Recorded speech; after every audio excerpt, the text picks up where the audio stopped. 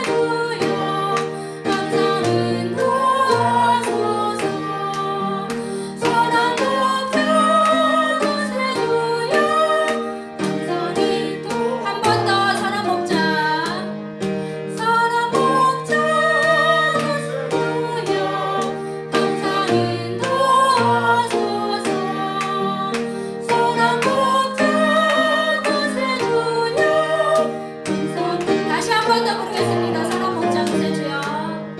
사랑 먹자 구세주여. 항상 인도하소서. 사랑 먹자 구세주여. 항상 인도하소서. 다음은 주 안에 있는 나에게 370장 부르겠습니다. 주님을 찬양하며 나아가겠습니다. 주 안에 있는 나에게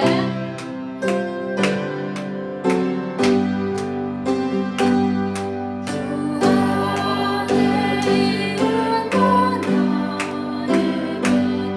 난 근심을 쓰려 십자가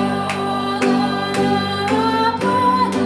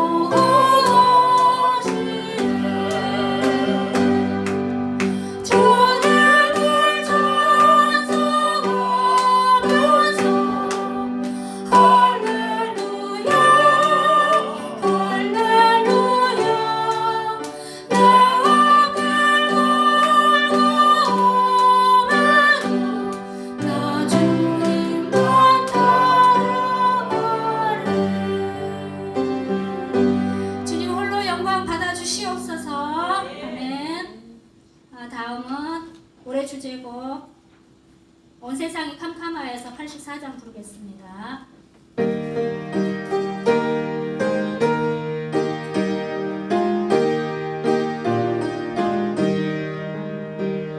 온 세상이 캄캄하여서 참 빛이 없었더니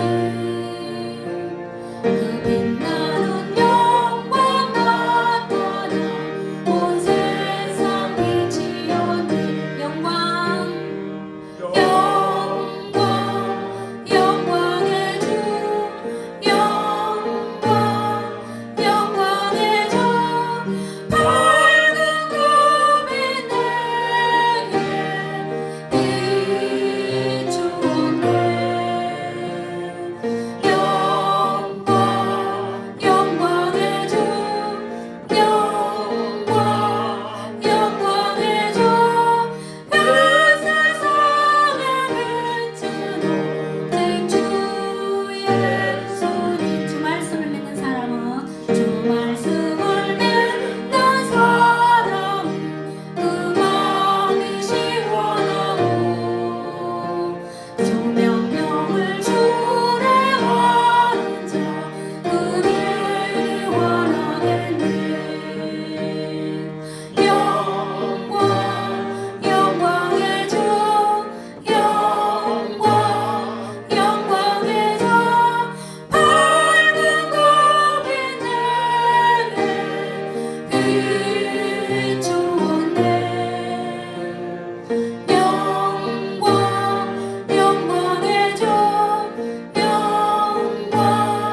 영광의 주 그 세상의 빛은 오직 주 예수님. 제 가운데 사는 사람은 그 눈이 어두워도 그 죄악을 죄는 날에는 그 눈이 밝아지네. 영광의 주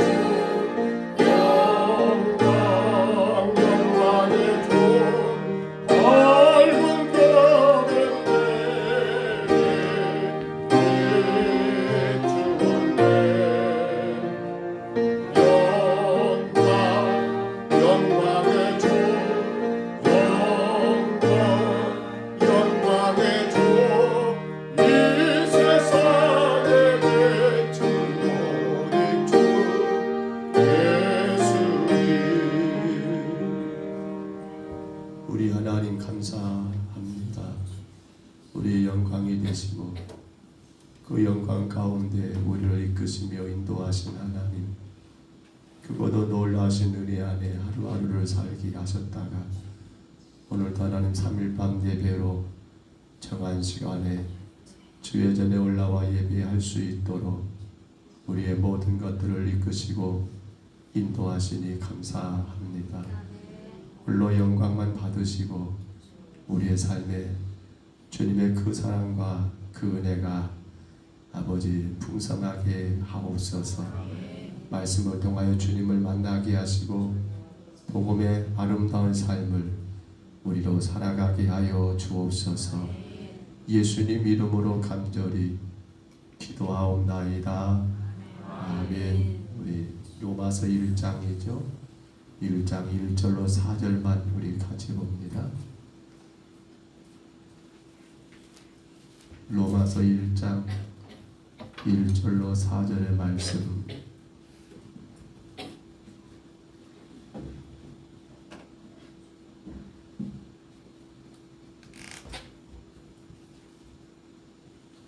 로마서 1장 1절로 4절입니다. 우리 화면의 말씀을 참고하시고요. 1절로 4절 같이 봤습니다. 그리스도의 종 바울은 사도로 부르심을 받아 하나님의 복음을 위하여 택정함을 받아 입었으니 이 복음은 하나님이 선지자들을 통하여 그의 아들에 관하여 성경에 미리 약속하신 것이라.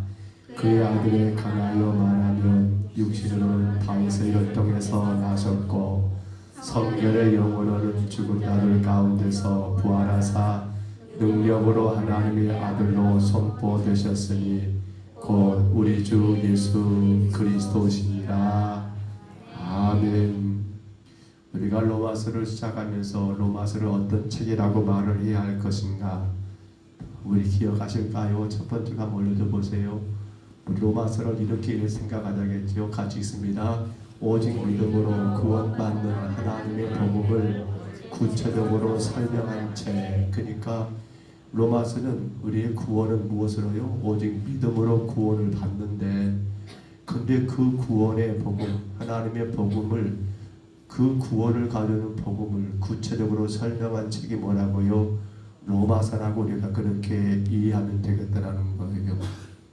자, 우리는 그런 가운데 1절 말씀 가운데 먼저 보았죠. 예수 그리스도 종 바울이라는 말을 우리가 보면서 여러분 우리 자신의 존재가 어떤 존재인가 그거 말고 한번 그 다음 박스 하나 있죠. 이거 한번 읽어볼까요? 프란시스 셰퍼가 했던 말이죠. 같이 읽습니다.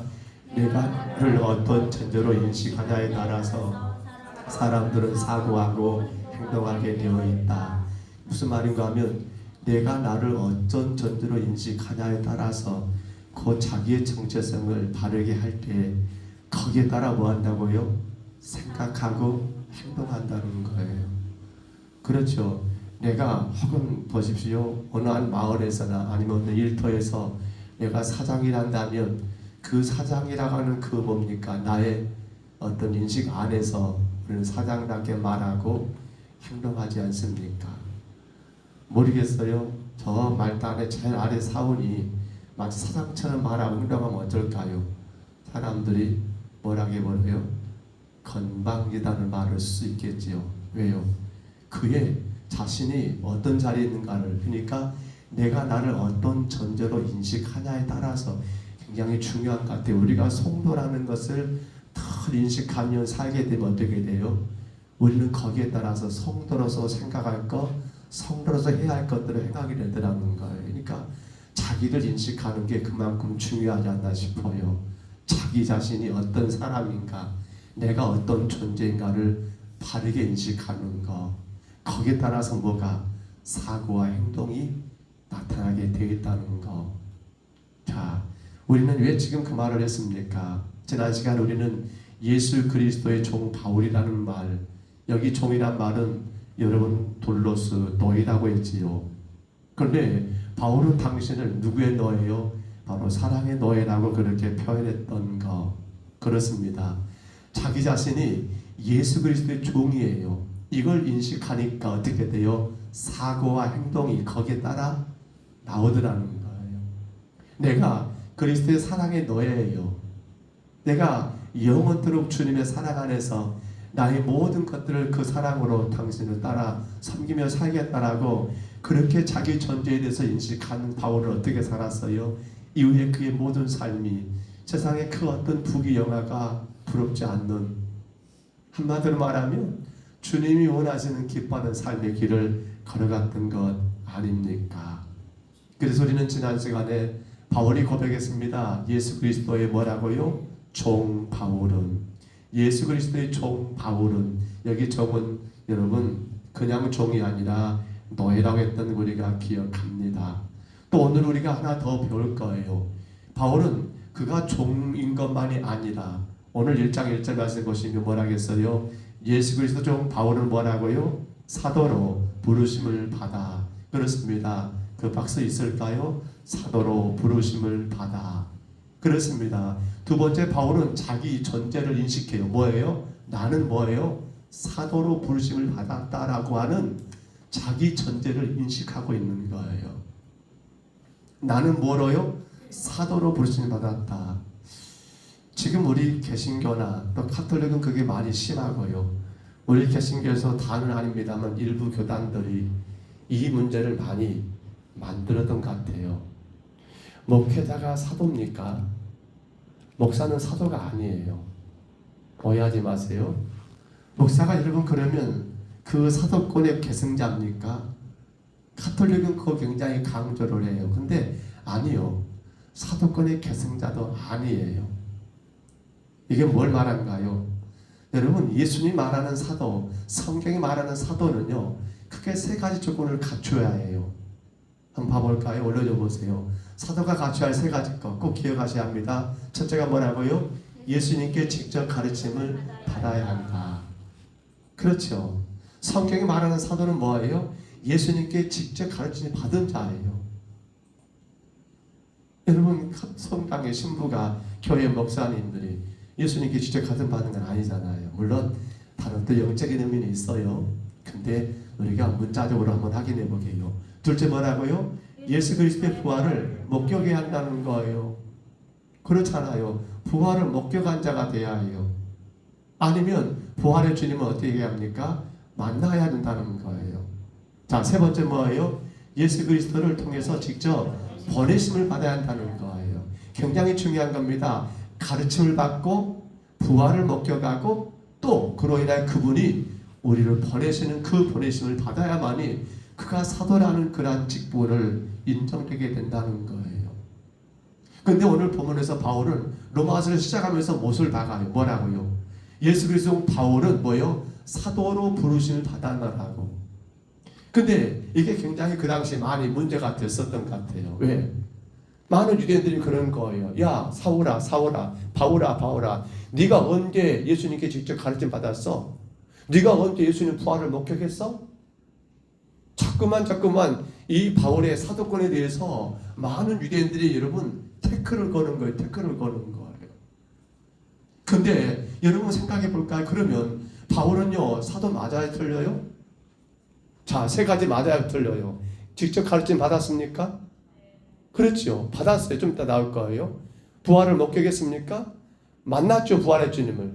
직접 보내심 받았습니까? 받았지요. 어디 나와요? 사도행전 9장에 올려줘 보세요. 자, 9장 3절로 5절이에요. 같이 읽습니다. 사울이 길을 가다가 다메섹에 가까이 이르더니 호련히 하늘로부터 빛이 그를 둘러 비추는지라 땅에 엎드려 들으니 소리가 있어 이르시되 사울아 사울아 내가 어찌하여 나를 박해하느냐 하시거늘 대답하여되 주여 누구시니까 이르시되 나는 내가 박해하는 예수다라고 주님이 그렇습니다. 지금의 시리아의 더 다메스커스 그 북쪽입니다. 거기를 가고 있는 그 사울을 만나 주신 거예요. 강한 빛 가운데 사울의 눈이 여러분 그 빛으로 인하여 앞을 분간하지 못하게 만드시고 그 가운데 하늘에서 음성이 들린 거예요. 그 사울을 부른 거예요. 사울아 사울아 네가 어찌하여 나를 그렇게 핍박하고 박해하냐라고 하니까 사울이 뭐래요? 주여 누구십니까? 라고 물으니까 뭐라고요? 나는 내가 박해하는 예수라고 그렇게 말하는 거예요. 여기 보시면 여러분 그렇습니다. 바울은 누굴 만났습니까? 부활의 주님을 직접 만났습니다. 그렇죠. 그리고 그 부활의 주님으로부터 바울은 가르침을 받습니다. 그게 단가요? 또 하나 우리 더 볼까요? 사도행전 9장 15절이에요. 같이 한번 읽어봅니다. 주께서 이르시되 가라 이 사람은 내 이름을 이방인과 임금들과 이스라엘 자손에게 전하기 위하여 택한 나의 그릇이라. 그렇습니다. 주께서 이르시되 가라라고 누구요? 세 번째 사도의 조건이 뭐였어요? 그렇죠. 예수 그리스도로 하여금 직접 보내심을 받았잖아요. 누가요? 사울이 말이에요. 바울이 말이에요. 그러니까 바울은 로마서 1장 1절을 시작하면서 분명히 쐐기를 박아요. 나는 예수 그리스도 종인과 동시에 나는 그분으로부터 보내심을 받은 뭐란 말입니까? 사도입니다라는 것을 분명히 못을 받고 있는 이 모습을 우리가 분명히 확인할 수 있더라는 거예요. 그런데 여러분 사실은 이 담에서 도상에서 사울이 예수 그리스도를 부활의 주님을 만나는 그 사건은요, 사실 이 사건이 그의 인생 가운데 엄청난 여러분 효과를 만들어 내지 않습니까? 사실은 그제서야 사울은 어떻습니까? 바울의 신앙의 인식 속에서 자기가 그렇게 경멸하고 핍박하던 그 예수가 또 자기 선조들이 수천 년 동안 예언해 오시라고 약속하신 그 메시아가 누구라는 것을, 바로 지금 그가 만났던 예수가 바로 그 메시아라는 것을 그는 이 담에서 도상에서 여러분 마치 뭐라고 말할까요? 관통한다고 할까요? 관통하는 거. 순식간에 그 짧은 시간 가운데 그의 온 몸을 관통해 버린 거예요. 거기서 바울은 어떻게 되는 거예요? 예수와 그리스도가 거기서 만나게 된 거예요. 예수가 바울을 어떻게 생각했어요? 목수 요셉의 아들이고 여러분 이단자로 생각했잖아요. 그러니까 유대교에서는 예수를 어떻게 보여요? 이단아 했잖아요. 이단아. 하나님의 신성을 함부로 모독하는 그런 신성을 모독하는 자였잖아요.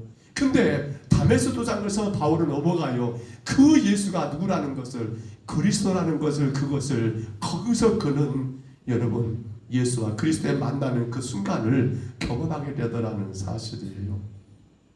부활의 주님, 그 주님으로부터 가르침 받았고 그리고 보내심 받는 그 놀라운 역사들. 그래서 바울은 분명히 말합니다. 바로 사도로 부르심을 받아. 그런데 우리는 신약 성경의 거의 절반가량이 이 사도 바울이 기록한 편지 혹은 그러한 바울 여러분 서신들이잖아요. 그러나 이 바울 서신을 가만히 보면 어디에는 분명히 당신이 사도라는 것을 언급하고 있어요. 근데 또 어느 성경에는 그러한 언급이 일체 없기도 하더라는 거예요. 아니 왜 어떤 성경, 특히나 빌립보서 같은 경우에서는 보면 당신을 사도란 걸 밝히지를 않아요. 하나 오늘 로마서나 또 어디 고린도 전후서 같은 경우, 골로새서 같은 경우는 뭡니까? 당신을 사도라는 것을 밝히고 있어요. 여러분 한번 생각해 볼까요? 우리 짧게 한번 생각해 볼게요. 왜 어떤 데서는 사도라는 것을 언급하게 되고 왜 어떤 것은 사도라는 것을 언급하지 않을까요? 거기 어떤 룰이 있을까요? 있겠지요. 그냥 여러분 쓸데없이 말 한번 더 넣고 이게 아니잖아요. 분명히 거기는 뭔가 바울 나름의 룰이 있더라는 거예요. 뭐가?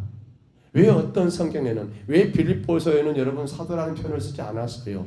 왜 골로새서, 로마서, 고린도 전후서에서는 왜 사도라는 이름을 기록했느냐는 거예요.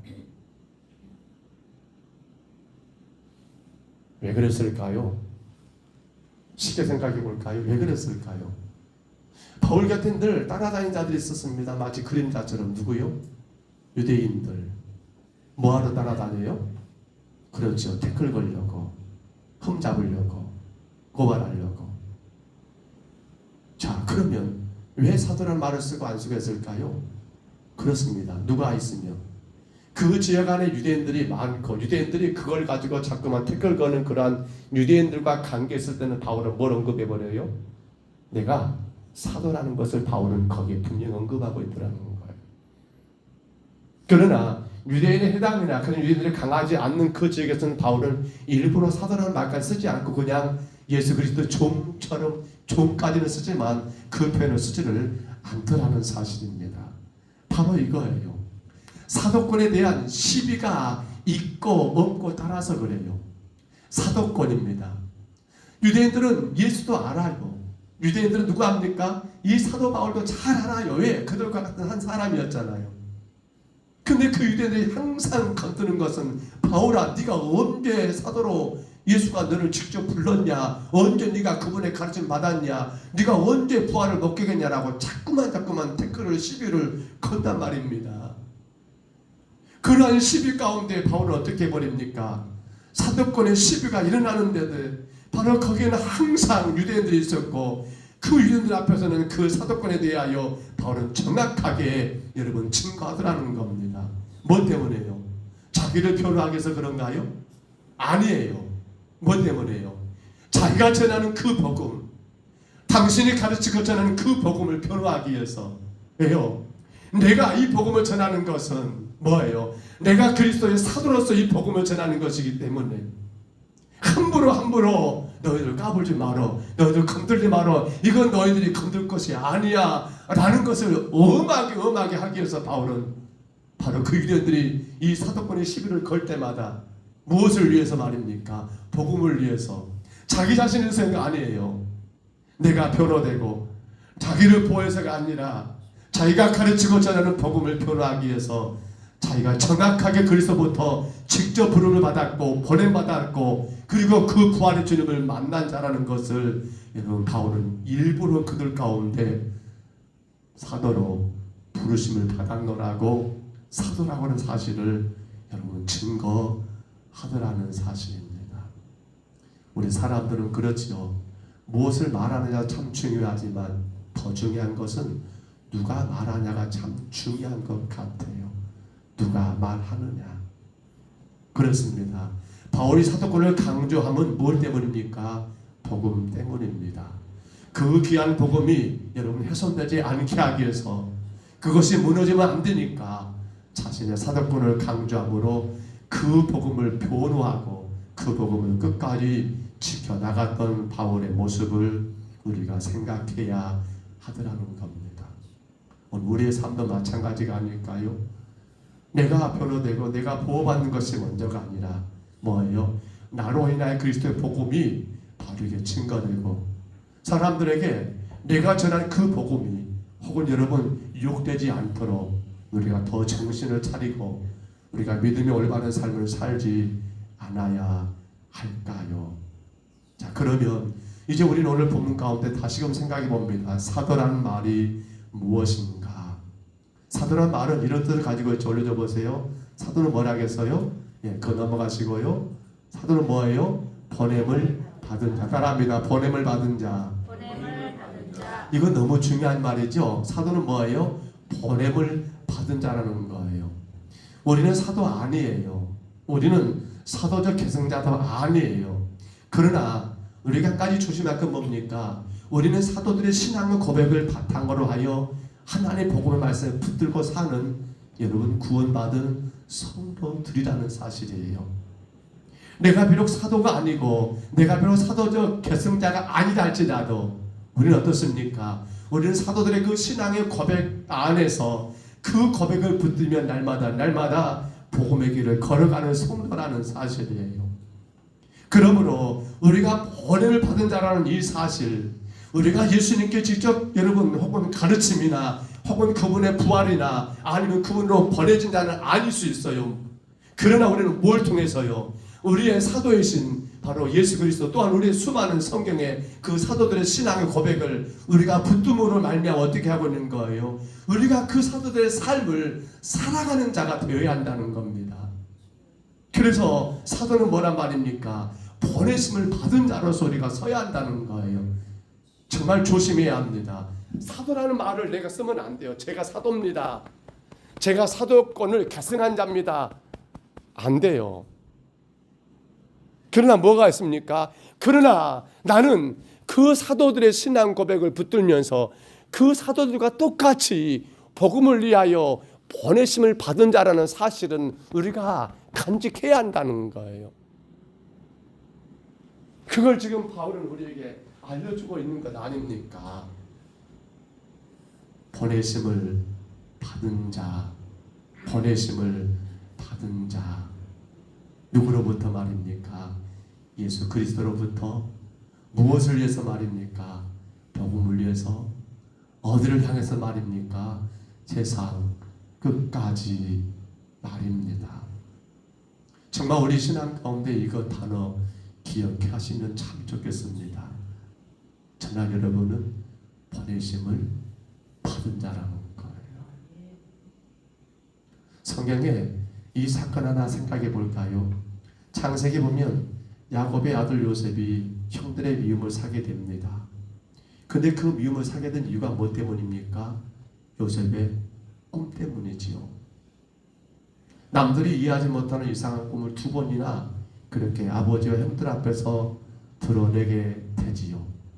그로 인하여 형들은 그 요셉을 미워하게 되었고 마침내 2차저차 때가 되어서 그 17살의 어린 동생 요셉을 애굽의 노예로 팔아버리는 그 끔찍한 일이 일어나고 맙니다. 요셉은 그 순간부터 그의 젊은 인생이 파란만장한 그러한 인생의 삶을 경험하게 되지요. 노예로 갑니다. 또 한순간에 감옥에 갇히는 죄수가 됩니다. 근데 또 놀랍게도 롤러코스터를 그렇게 탈 수 있을까요?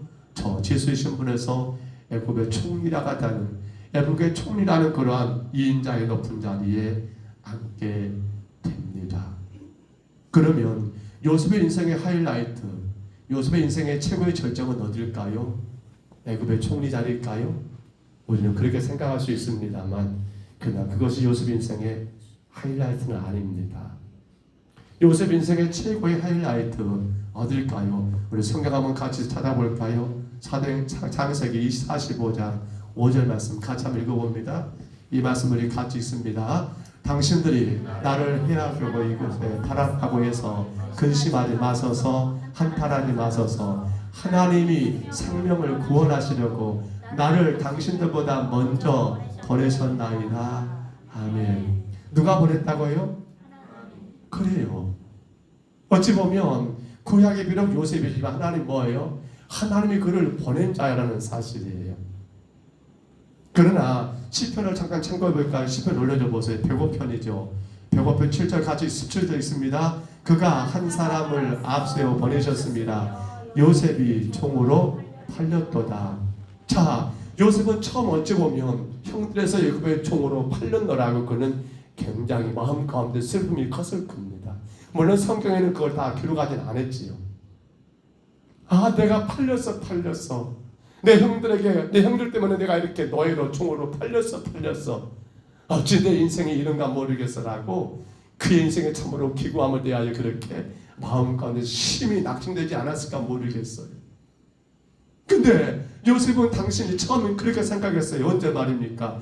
하나님이 그 인생 가운데 전체 그림, 하나님이 그 인생 가운데 그리게 했던 그 전체 그림을 보지 못하고 지금 현실, 애굽의 노예, 보디발의 집에 가정 충무라가는 그 자리에 있을 때는 당신이 뭐라고요? 팔린 존재라고 노예라고 생각했다는 말이에요. 그러나 어디서 말입니까? 나중에 애굽의 총리가 되지요. 7년, 6년을 알게 되지 않습니까? 그런 가운데 저 멀리 가나안 자기 고향 아닙니까? 거기서 형님들이 양식을 사러 식량 사러 애굽에 왔을 때 요셉은 처음에는 이것저것 그냥 거짓말하면서 그렇게 그들을 테스트하지 않습니까? 하나 때가 되었을 때 이제 그가 커밍아웃 하지 않습니까? 자기도 들춰냅니다. 자기 존재를 밝힙니다. 그러면서 했던 말이 바로 이 말이에요. 형님들은 앞서 말이죠. 창세기 45장입니다. 형님들은 난리가 난 거예요. 왜? 이 사람이 이가 내 동생 요셉이라고, 우리가 너희로 풀었던 그가 애굽의 총리라고, 그것 때문에 이 형들은 지금 난리가 난 거예요. 근데 그럴 때 요셉이 했던 말이 앞으로 한번 당겨줘 보시기 바랍니다. 창세기 45장. 그때 그 형들을 향해서 했던 말, 당신들이 나를 이곳에 팔았다고 해서 근심하지 마소서, 한탄하지 마소서. 그러니까 팔았다고 생각했었어, 요셉도 과거에는. 근데 판 게 아니라 뭐란 말입니까? 하나님이 생명을 구원하시려고 나를 당신들보다 먼저 보내셨다는 것을 요셉이 깨닫게 되더라는 거예요. 이게 얼마나 큰 일입니까? 이게 얼마나 귀한 일입니까? 모르겠어요. 우리 어머니가 옛날에 그런 말 많이 했어. 내가 어쩌다가 예비 같은 사람 만나가지고 내 팔자가 이렇게 되면 모르겠다. 저희 어머니 그런 말 많이 했어요. 근데 헐만 더겠더라고요. 제가 봐도 헐만해. 몰라, 여러분들 안 하죠? 어쩌다가 그 인간 만나서, 어쩌다가 그녀를 만나서 그런가요? 할아버지가 내려줬겠죠. 원해서 한 게 아니에요. 지금 시대는. 근데 우리가 생각할 건 뭐예요? 누가요? 하나님이 보내셨다. 우리가 어떤 일을 하거나 어떤 환경에 처하거나 어떤 상황을 만나서 우리가 꼭 명심해야 할 것은, 예수 그리스도로 구원받은 성도들의 인생은 사실은 우리 개인의 인생이 아니다는 사실이에요. 구원받지 못한 자들은 마치 인생이 자기 것처럼 착각을 살아요. 근데 구원받은 성도들은 이걸 절대적으로 명심해야 합니다. 내 인생은 내 것이 아니에요. 만세전에 택했다는 말 어떻게 생각하십니까? 이미 하나님 예정 가운데 우리를 이 땅에 오기 전에 하나님 우리를 예비해 놓으셨고 택하셨고, 그러면 그 다음부터 우리 인생에게 어땠을까요? 모르겠어요. 어렸을 때 철이 없으니까 왜 우리 집은 이렇게 가난한가 몰라. 비교되잖아요. 친구들은 검정 운동화를 신는데 왜 이런 철없는 이야기들을 우리 많이 했지 않는가 모르겠어요. 근데 놀라운 것은 뭡니까? 하나님의 계획 가운데 나를 그 가문에, 나를 그 부모 밑에, 나를 그 환경에, 나를 그 상황 가운데 어쨌다고요? 보냈다는 거예요. 이게 어마어마한 거잖아요. 이게 놀라운 거잖아요. 우리가 여러분 직업도 마찬가지죠. 혹은 어떤 세상에서 위치도 마찬가지죠. 아이고 누구는 그렇게 높은 자리인데 나는 이것밖에 안 되는가 몰라. 근데 그건 정답이 아니에요. 뭐예요? 하나님이 나를 그 자리에 보내신 거예요. 뭘 위해서요? 뭘 위해서요? 그렇습니다. 많은 생명을 살리기 위해서. 근데 이 사실을 모르게 되면 우리 신앙이 굉장히 잘못된 신앙이 되어버려요. 이건 신앙이 아니에요. 그때부터는 뭔가 되는 거예요. 자기가 원하는 거 되면 좋았다가 안 되면 실망했다. 왜요? 하나님 보내신 자인데 내가 지금 있는 자리가 누가 보낸 거예요? 하나님이 너 거기서 뭐 하라고? 생명 살려야 해. 그러고 우리를 그 자리에 보냈고 그걸 보냈는데 이걸 생각지 못하게 되면 그게 신앙입니까? 아니죠. 세상의 종교와 다를 것이 없잖아요. 아신 것처럼 저희들은 개척을 못 해봤어요. 청빙하는 가운데 또 때가 되면 하나님이 보내신 것을 경험을 합니다. 7년이 다 됐죠. 7년 전에 저에게 부임할 때도 제 마음 가운데 그런 마음이 늘 있었어요. 하나님이 저를 이 교회에 보내셨으니 제가 충성하여 주의 사명 감당하게 하옵소서. 우리는 잘못하면 착각을 해요. 내가 원해서 왔다. 성도들은 그런 마음 가지면 안 돼요. 내가 그렇게 그분을 이게 오게 했다. 내가 했다. 아니요. 누가 보내신 거예요? 특히나 목회자들의 이동은 그래요.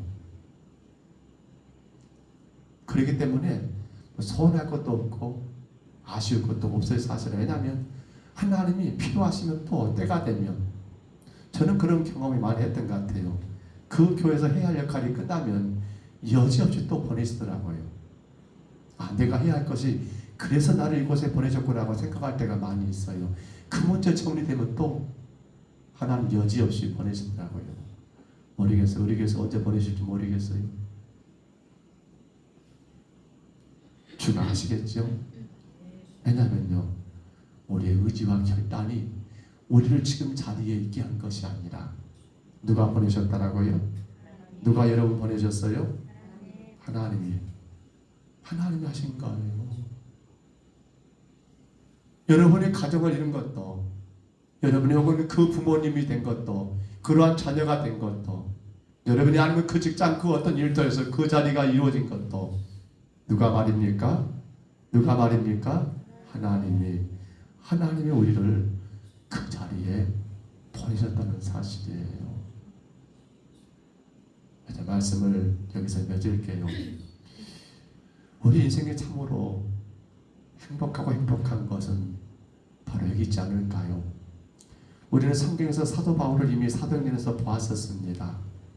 그런데 우리는 그 성경 사도행전을 다 보면서도 바울이 한 번도 제가 느낄 때는 그랬던 것 같아요. 막 인상 쓰고 이거 세상이 왜 이 모양이야? 내가 누군 줄 알아?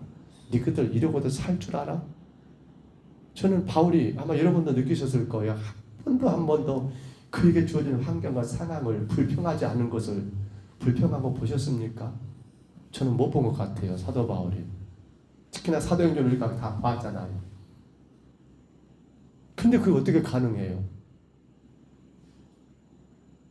어떻게 가능해요? 이것 때문이잖아요. 뭐예요? 사도. 보내심을 받은 자. 그렇죠? 김희자 집사님. 어째요? 우리 전인복 집사님 잘 아시지? 네. 네? 바뀌어버렸어 인생이? 바뀌면 안 되는데. 우리는 절대로 그거 놓치면 안 돼요. 하나님이 보내시고 나를 그 사람에게, 나를 그 환경에, 나를 그 가문에, 나를 그 교회에, 나를 그 직장에 하나님이 그 모든 거 보내셨는데 그게 사도라니까요. 우리가 앞서 처음에 이야기했잖아요. 뭘 하겠습니까요? 처음 우리가 했던 말, 두 번째 말 기억하십니까? 내가 나를 어떤 존재로 인식하냐에 따라서 사람들은 사고하고 행동하게 되어 있다. 이해되십니까? 하나님이 나를 이곳에 보내셔서 마치 내가 직접 예수님께 가르침과 그분으로 인한 직접 보내심과 그리고 그분의 부활을 직접 목격하지는 못했다 할지라도 뭡니까? 우리는 사도적인 그런 개성적인 성격으로 주님이 이 땅에 우리를 보내셨다는 이 분명한 사실을 가지고 살아간다는 거예요. 이것이 우리 가운데 바르게 서 있을 때 우리 삶은 여러분 놀라운 능력이 나타나 버려요. 이것이 분명하게 우리 삶의 중심에 바르게 자리 잡았을 때 우리는 그 어떤 것이 문제가 되지를 않아요. 이것 때문에 되네 안 되네, 저것 때문에 아이고 힘드네 어쩌네, 이게 안 돼요. 안 돼. 왜? 하나님이 보내셨으니까. 나를 그 자리에, 나를 그 환경에, 나를 그 위치에.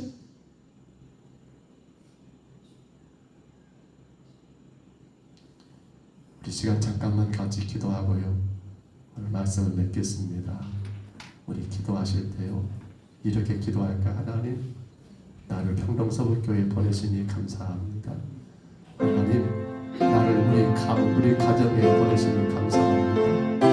나를 우리 부모님의 자녀로, 나를 우리 자녀들의 부모로, 나를 이러한 직장에, 이러한 사업장에, 이러한 일터에, 이러한 환경에 나를 보내시니 감사합니다. 주가 보내셨사오매 모든 주님 영광을 위해 살게 하시고, 주가 나를 보내셨으니 나의 모든 가치와 생각이 날마다 주님 뜻을 따라가며 그로 인한 행복한 신앙생활, 정말 사랑의 노예였던 것처럼 바로 행복한 그날 사도로, 하나님의 보내심 받은 자로 하나님 영광 돌리는 삶을 살게 하여 주옵소서.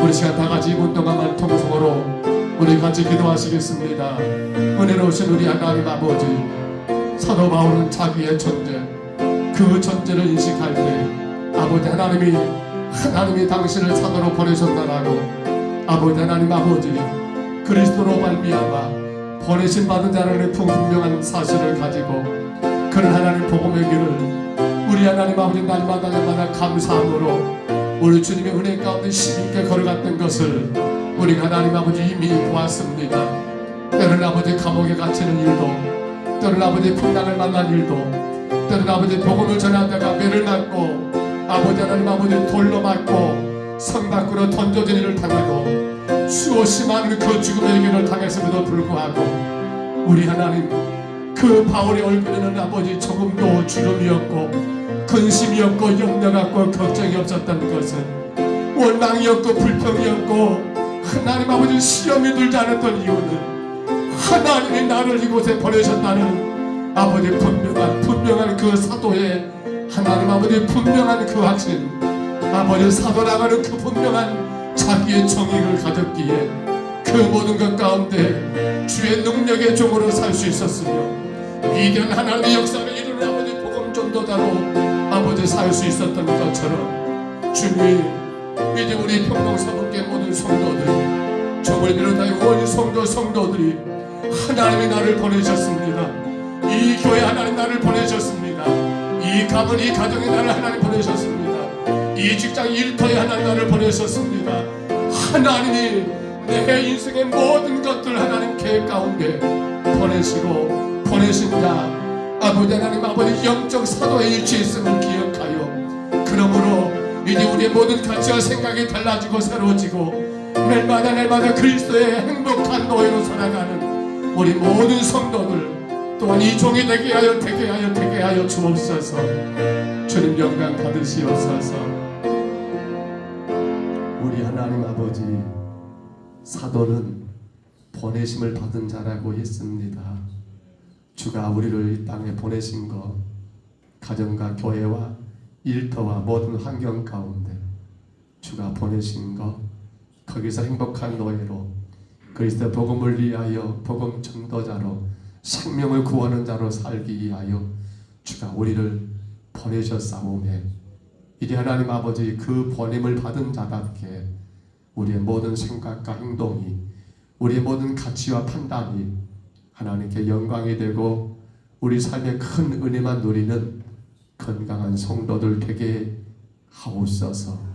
때로는 불평하고 싶습니다. 왜 하필 이런 자리에, 왜 이런 환경에, 왜 이런 아픔의 고통에 나를 처하게 하셨는가. 아버지, 그러나 오늘 말씀을 통하여 다시금 깨닫습니다. 주가 보내셨노라고, 생명을 구원하라고, 아버지 하나님 행복한 그리스도의 노예로 살라고 우리를 지금 우리의 모든 환경 가운데 주가 보내셨사오매 이 믿음 위에 굳게 서서 영원한 하나님의 은혜를 소유하며 마음껏 누리는 우리 모든 성도들 되게 하옵소서. 주께 왔습니다. 한 사람 한 사람 기억해 주시고 아버지 하나님 영상을 통해 예비합니다. 그 귀한 영혼들 강하게 하셔서 나를 보내신 하나님의 영광을 위하여 우리 남은 생에 복되게 살아가게 하여 주옵소서. 인도하심을 감사하고 예수님 이름으로 간절히 기도하옵나이다. 아멘. 돌아오는 주일은 오후 예배가 있는데 헌신 예배지요. 기도로 준비하시기를 바라고요. 순서 혹은 특송 이렇게 준비하시기를 바랍니다. 벌써 2월이 이제 마지막 주간을 보내고 있고요. 다음 주부터는 3월의 첫 번째 주가 시작이 됩니다. 시간이 그렇게 빨리빨리 가는데 우리의 신앙생활 조금만 게으르고 나태하면 금방 1년 가버립니다. 금방 1년 가버립니다. 그냥 보내지 마시기 바랍니다. 내가 마땅히 해야 할 일들, 주가 기뻐하는 일들을 귀하게 잘 감당하시기를 바랍니다. 특별히 부탁합니다. 새벽 기도 우리가 힘써 감당해야 합니다. 멀어서 못 오신 분들은 영상을 통해서라도 새벽은 깨우셔야 합니다. 하나님이 보내셨잖아요. 우리를 정말 잘 감당하시기를 부탁을 드립니다. 병원에 계신 우리 성도들, 김동원 안주사님, 정한정 원사님, 소망병원에 계시는데 아무나 참으로 정말 건강을 되찾아서 우리 함께 예배하시는 그날이 속히 오도록 위해서 힘써 기도해 주시고요. 김영정 원사님 어제 수술하셨고 회복 중에 계시는데 깨끗하게 잘 아물어서 속히 돌아오셔서 마음껏 예배하고 전도하고 마음껏 주에게 섬길 수 있도록 위해서 또한 힘써 기도해 주시기를 바랍니다. 여러 성도들의 몸이 약합니다. 여러 알 수 없는 질병들 가운데 고통당하는 성도들도 계십니다. 또한 위해서 기도해 주시기를 바랍니다. 다른 거 아니시겠을까요? 이제 우리 주은이가 이번 주 금요일 다시 이제 서울로 올라갑니다. 지난 1년 동안 많은 시간들을 보냈고 또 그 가운데 많은 걸 경험하였고 하나님 은혜 가운데 다시금 힘을 얻어서 남은 모든 학기들 학년들 잘 마치고 또 그가 가야 할 길들을 잘 갈 수 있도록 기도해 주시기를 바라고요. 최림이가 왔어요. 최림이 몇 학년? 5학년? 5학년이냐 최림이? 최림이도 1년을 쉬어가지고 지금 5학년이랍니다. 6학년까지 없습니다. 5학년 끝입니다. 초등학교 아니니까 오늘 마지막에 5학년 잘 마칠 수 있도록 또 주은이하고 최림이는 동창이구나. 많이 기도해 주시기를 바랍니다. 오늘 우리 최원영 권사님 4일들 돌봄센터 개소식을 했습니다. 예배를 드렸습니다. 하나님이 요셉과 같이 이삭과 같이 순종하여 늘 하나님이 임재하시는 예배가 되는 장소가 되고 삶이 되도록 기도해 주시고요. 또 그 역할을 잘 하여서 우리 지역 안에도 꼭 필요한 그러한 기간이 될 수 있도록 또 힘써 기도해 주시기를 바랍니다. 다른 것 간과하고 없으면요 우리 주님 가르친 기도로 예배를 펴하겠습니다. 하늘에 계신 우리 아버지여 이름이 거룩히 여김을 받으시오며 나라의 임하옵시며 뜻이 하늘에서 이룬 것 같이 땅에서도 이루어지이다.